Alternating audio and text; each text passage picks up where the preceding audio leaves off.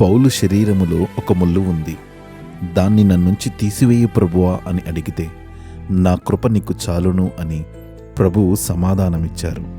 బలహీనత నుంచి విడిపించి బలవంతుడిని చేయి ప్రభువా అని మనం అడిగితే, ఆ ప్రభువు విశేషముగా బలహీనతల యందే బహు సంతోషమును కలుగుచేయువారుగా ఉన్నారు.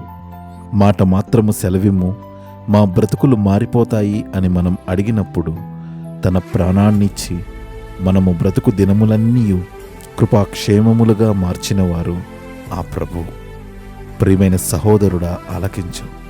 గిన్నె నిండితే చాలు ప్రభువా అని మనం విశ్వాసముతో అడిగినప్పుడు గిన్నె నిండి పొంగి పొరలే అనుభవములోనికి తీసుకువెళ్తాడు మన ప్రభువు. కాబట్టి మనం అడుగు వాటికంటే, ఊహించు వాటికంటే అధికముగా పొందుకునేటువంటి అనుభవములోనికి ఆ ప్రభువు నిన్ను నన్ను నడిపించునుగాక. ఆమెన్.